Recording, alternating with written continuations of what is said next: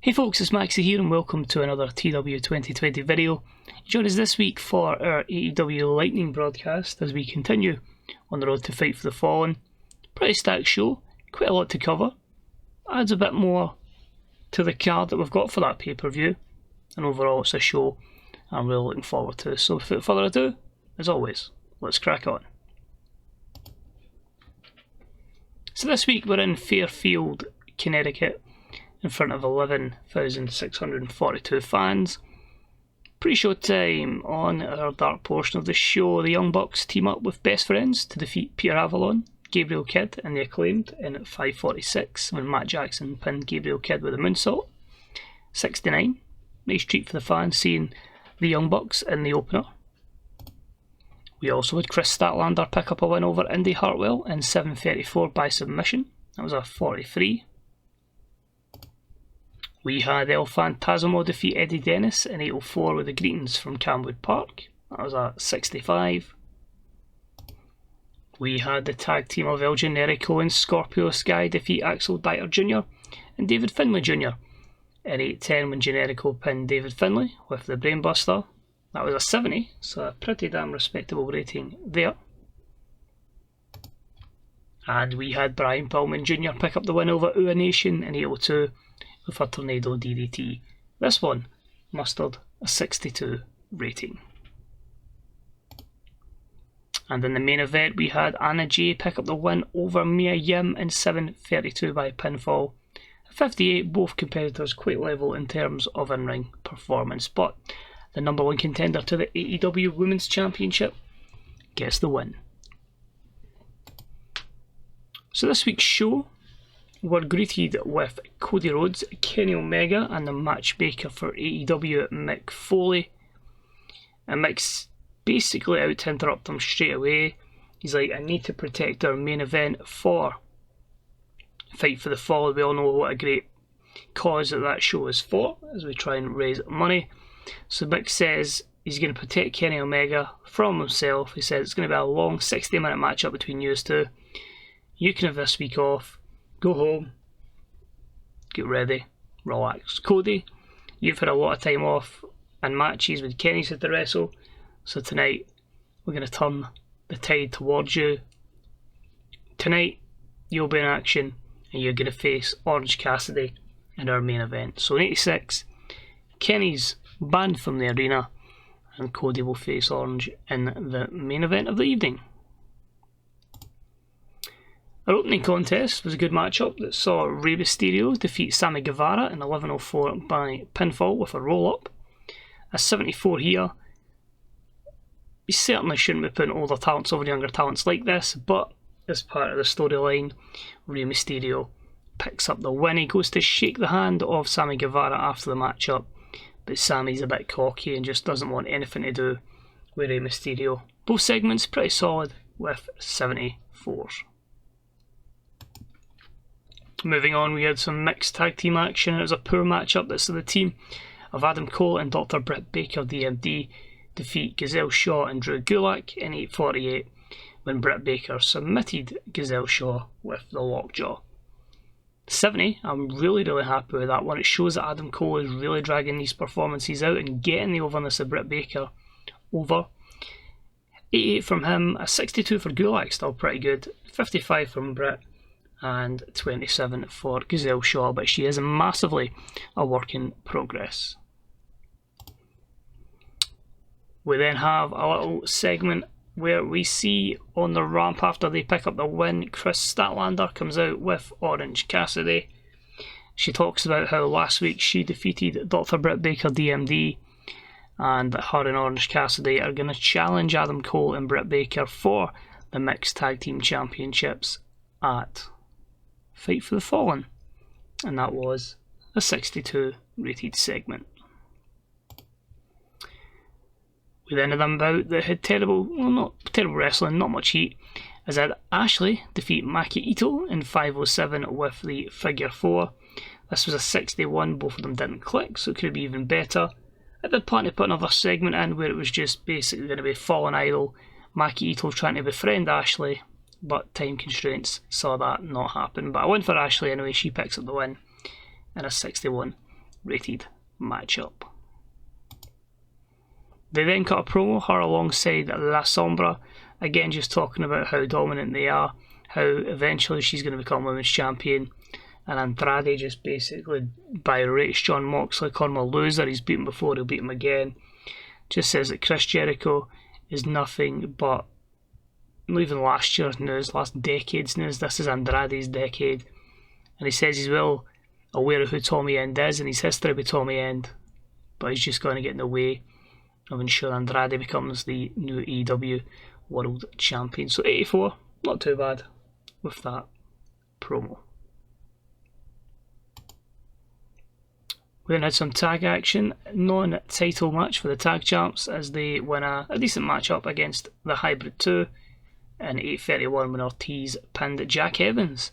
So a 70 here, again just making Proud and Powerful look really strong as Jack Evans takes the fall. He was also off his game, but still, fairly decent matchup, it must be said. We then have a promo from Thunder Rosa and Bayley.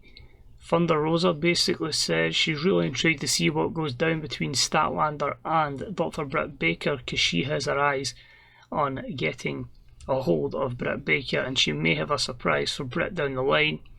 But she said her and Bayley struck up a good friendship the last couple of weeks, a good victory last week, and if she can help Bayley again get in the head of Mercedes and the Fashion Empire, then she'll look to do that tonight in this upcoming match. Bayley just agrees. She says it's no surprise that Sasha's had to surround herself with other similar-minded people, but unfortunately the same mindset they have is not a good one.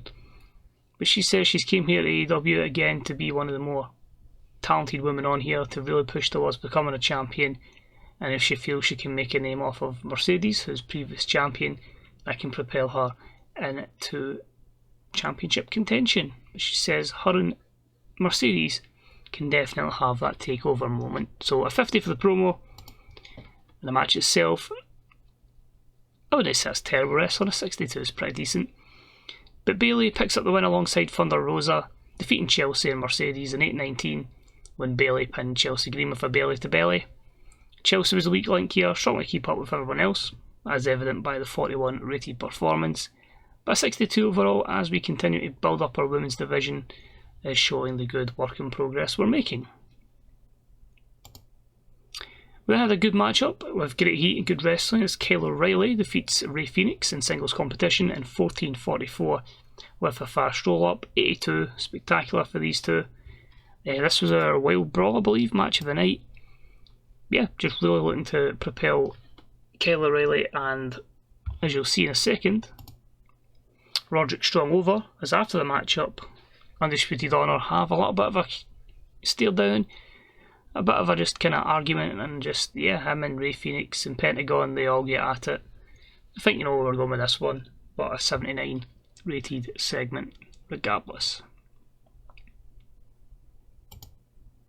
Hype package for Jon Moxley, it's just him just saying, you know, it's been a while since he was world champion, he feels like he wants to win that belt back, and if he has to go through Chris Jericho, if he has to go through Andrade again and Tommy End, and so be it, but he's going to bring pain and violence to all those free individuals once they get to fight for the fallen.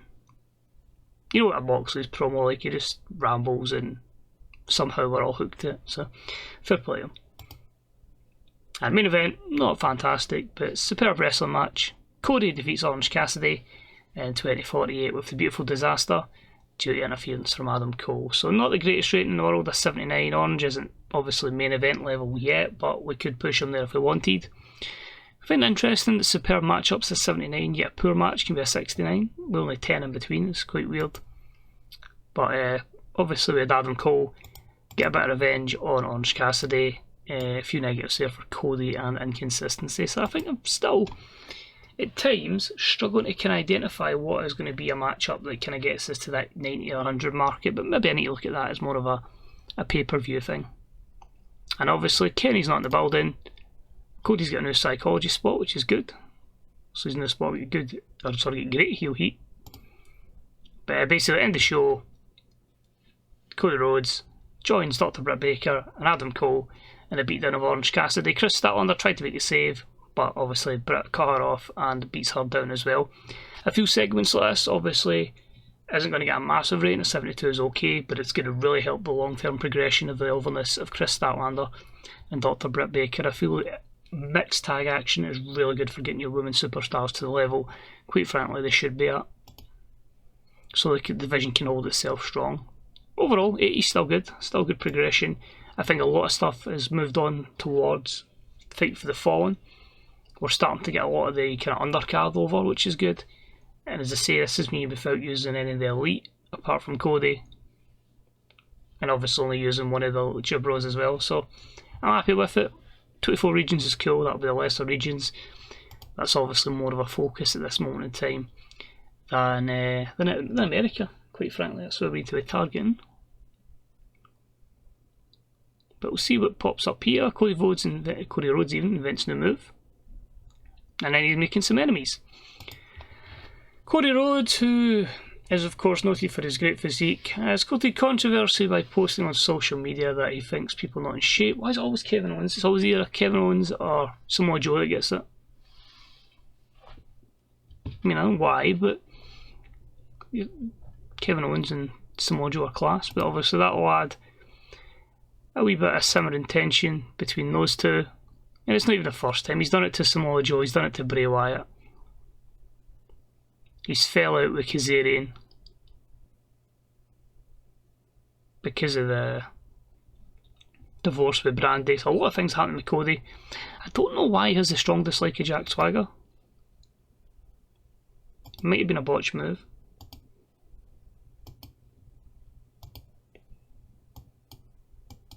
Possibly. Try to see if that was the reason why. He'll be back as Jack Swagger in this.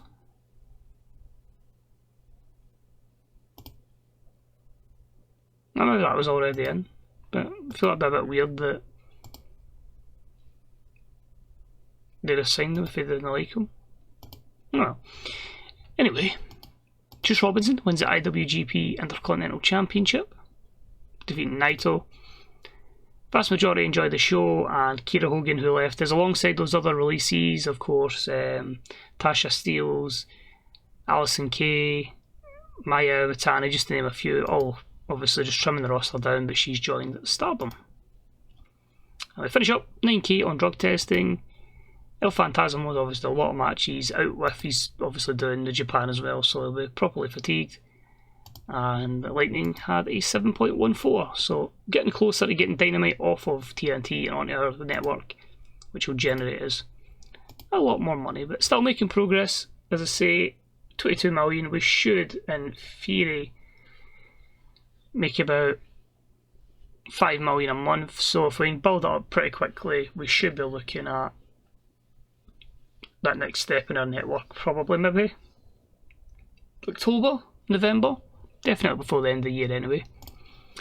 But we'll crack on. As I say, everywhere is fine. That is the one market we're targeting, and obviously getting the rest of Japan up as well, but that one more so than anything. So don't be surprised if after all out we may run a show in this region. I was even thinking there that I'd possibly run like an A show that doesn't have a TV deal, that just showcases in Shikoku. Tempting. What would you do in that situation? Let me know. But anyway, cheers for watching, much appreciated. As always, if you haven't subbed, hit the sub button, that'll just drop these in your inbox every couple of days. A wee thumbs up appreciated. Let me know how your saves are going. Are you finding out anything new, or is everything with this TW out in the open now? And of course, as a ever-changing wrestling world this happens around about us, let us know what you feel on the present day product. So cheers for watching, take it easy, and I'll see you soon. Bye bye.